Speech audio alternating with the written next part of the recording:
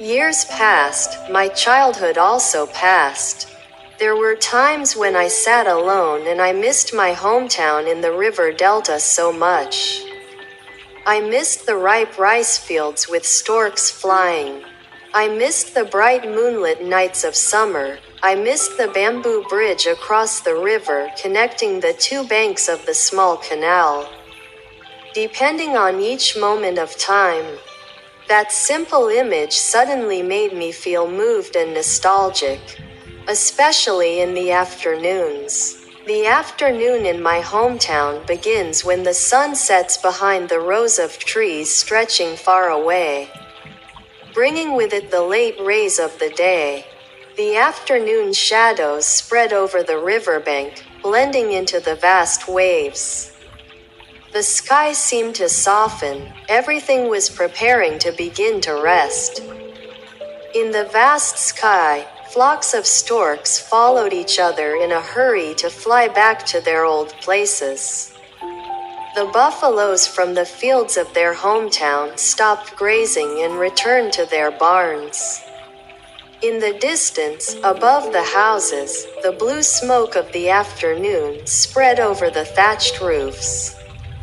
After a hard day's work in the rice fields, the farmer returns home to gather with his family for a warm meal.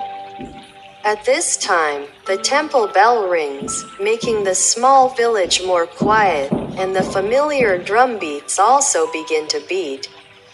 The whole village is immersed in the beautiful afternoon sky like a golden carpet.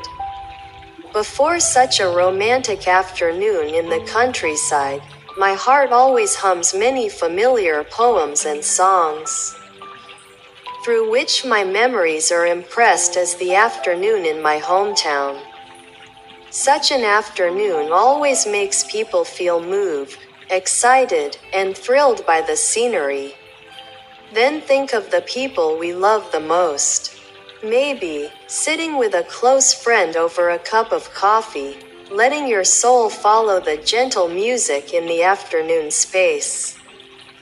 Or sitting and watching the sunset fade away on the vast waves to find a little peace in your soul after hours of hard work.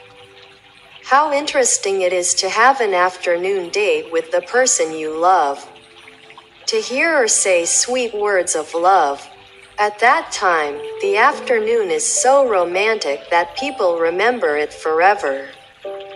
However, the afternoon in the countryside has also made many hearts flutter. Especially women who are far from home, married to a foreign land. Every time the afternoon comes, looking at the bamboo hedges and coconut trees looming in the vast space, I feel like somewhere in the afternoon space is the image of my hometown. Then I feel homesick, mixed with the longing for my parents. Suddenly, the sound of ducks and birds somewhere rises in the afternoon sky, making the hearts of many young girls ache. No matter what, the afternoon in the countryside for me is the moment that contains the most love for my hometown. There are not only images of the peaceful countryside that have been with me throughout my adult life, but also many of my loved ones that are still preserved in my subconscious.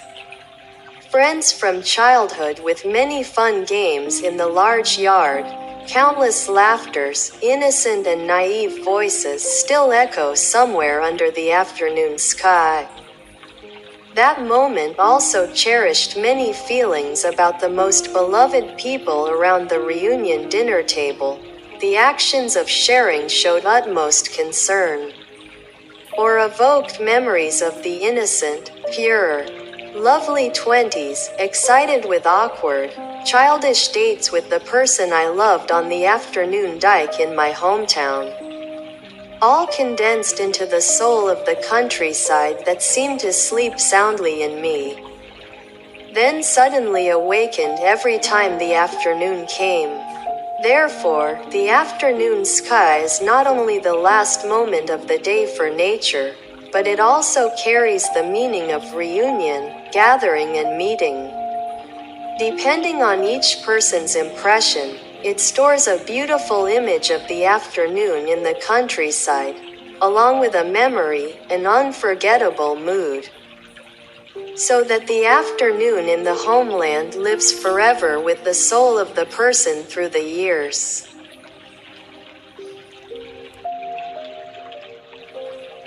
On rainy days like this, there is nothing more suitable than a fragrant home-cooked meal with braised fish and a bowl of refreshing sour soup.